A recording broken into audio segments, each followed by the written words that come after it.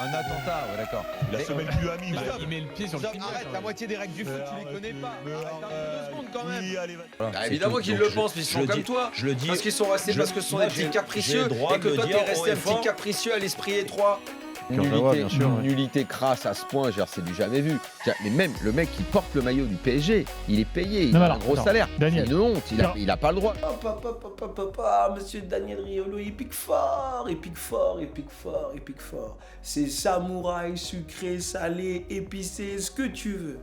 Mais ce qui est intéressant, c'est pas de le juger lui, parce qu'il fait son métier à cœur, et moi, c'est pas mon rôle. Mon rôle, c'est d'analyser, c'est de voir ce qui se cache derrière ces mots. Parce que les mots, en fait, sont l'accouchement de notre inconscient. Et donc, du coup, quand monsieur Daniel Riolo nous parle comme ça, qu'est-ce qu'il nous dit derrière?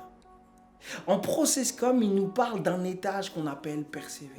Et dans cet étage, on a un besoin psychologique. Ce besoin psychologique, c'est quoi? C'est la reconnaissance de son travail, et on en a un deuxième qui est caché, c'est le besoin d'exprimer ses opinions et ses valeurs. Et si tu tombes sur la vidéo et tu sais pas de quoi je parle, il y a une playlist dans la chaîne, fais-toi plaisir, il y a plus de 30 vidéos là-dessus. Mais du coup, ces besoins psychologiques, eh bien, il y a 2 manières de les nourrir.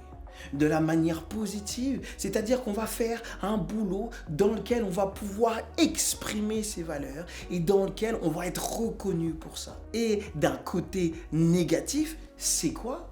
Bah, du côté négatif, c'est que on va pointer tout ce qui ne va pas, mais pour les mêmes raisons, pour qu'on puisse reconnaître notre opinion et notre compétence dans notre travail. Donc comme j'adore le football et j'adore ces émissions où ça pique, eh ben, je vous propose d'analyser plus en profondeur monsieur Daniel Riolo et sur certaines phrases, pourquoi il est dit et qu'est-ce qu'il y a de sous-jacent. Donc dans la vidéo qu'on va regarder, on va avoir Jérôme Roten qui va nous parler des qualités de Marco Verratti. C'est parti. Je vois la qualité du match de Verratti, ce qu'il est capable quasiment à lui tout seul dans le milieu de terrain de te transformer ce milieu dans la maîtrise technique et tout. Tu lui prends pas le ballon à lui. Et en fait après, en plus... Et puis là, on va regarder, on va écouter également comment répond monsieur Daniel Riolo. Hier, c'était bien. Il y a eu beaucoup de passes vers l'avant, ça a été très décisif, c'était très bien. Mais franchement, c'est génial. Quand t'as un Verratti dans le cœur C'est du bizarre jeu... que t'aies pas gagné le match alors. C'est bizarre qu'il ait pas réussi à trouver les attaquants, à faire une passe décisive Non, mais et tout. attends, c'est là-dessus, en fait, que... je suis désolé, c'est pas son rôle. C'est pas son C'était le rôle de premier. Rafinha alors. Son rôle, Rafinha, Di Maria, plus dans le Faut profil de savoir, jeu. ils étaient combien au milieu? Ils étaient 10. C'est ça. Et à ce moment-là, qu'est-ce qu'il fait Daniel Riolo? Il pose des questions. Ça, vous n'avez pas besoin de moi pour ça. Mais qu'est-ce qu'il met en place? Il instaure une relation verticale. Une relation dans laquelle Jérôme Roten est obligé de se justifier. Une relation verticale, c'est qu'il y a un dominant et un dominé. Et là, il se pose en dominant. Parce qu'il oblige Jérôme Roten à se justifier. Pourquoi? Parce qu'il veut jauger, il veut savoir si Jérôme Roten est parfait. Écoutons la suite. Di Maria, Rafinha, à l'arrivée, moi je suis désolé, quand je vois la compo d'équipe hier, en effet, tu as un mec qui doit faire le relais On a entre... connu des milieux de terrain qui en 8 ans ont un ratio passe décisif Mais but je m'en aussi faible. fous, arrête de me parler des 8 Ok, ans. c'est pas un Sur le match d'hier, il Tu est vas pas génial. discuter avec les mecs qui ont été sur le terrain comme toi et qui pensent pas comme toi. Mais qui cite des noms, vas-y, cite-moi des noms. Cite-moi des noms. Roland, Abid Bey, Michael D'accord. Madar. Ouais, et alors, Pipes, mais alors- déjà 3 mais pipes. je- mais T'en chaque- veux d'autres? Manu mais- Petit, on bah, rajoute vas-y, Manu Petit. Vas-y. Ça fait 4 pipes déjà. Bah, écoute. Et il coupe avec une autre question. T'en as connu des milieux de terrain avec des ratios de passes en avant si faibles. Au-delà du contenu de la phrase, qu'est-ce qu'il veut dire? Qu'est-ce qu'il veut faire? Il essaie d'imposer son avis. Et pour cela, il utilise en plus des certificats de qualité. Il prend des noms. Il prend des noms de personnes connues pour que Jérôme Roten se dise « Waouh, là je suis devant un mec qui a des arguments. » Vous avez vu qu'il essaie d'imposer son opinion. Vous avez vu qu'il a mis une relation verticale en plus. Une relation dans laquelle Jérôme Rotten est obligé de se justifier. Mais en fait, ça s'appelle comment? Ça s'appelle un driver.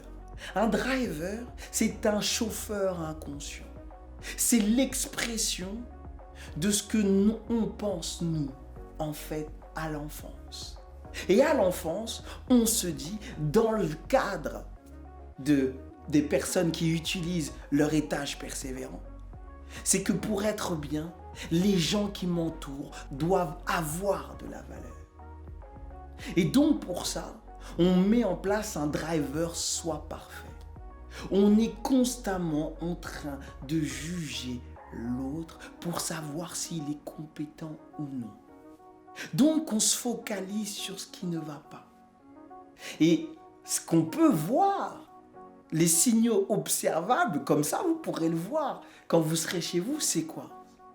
C'est qu'on pose des questions compliquées, des questions qui font « ne penses-tu pas que ?» des questions interro-négatives, des questions qui font mal à la tête, et des questions, vous voyez comment il a enchaîné? Jérôme Rotten, il l'a enchaîné de questions pour voir s'il tenait, pour voir s'il avait les compétences. Il voulait que l'autre se débrouille. Parce que à l'enfance, lorsqu'on a un driver soit parfait pour les autres, eh bien ce qu'on veut voir, c'est si on peut être en sécurité. Parce qu'en fait, le driver, c'est ça.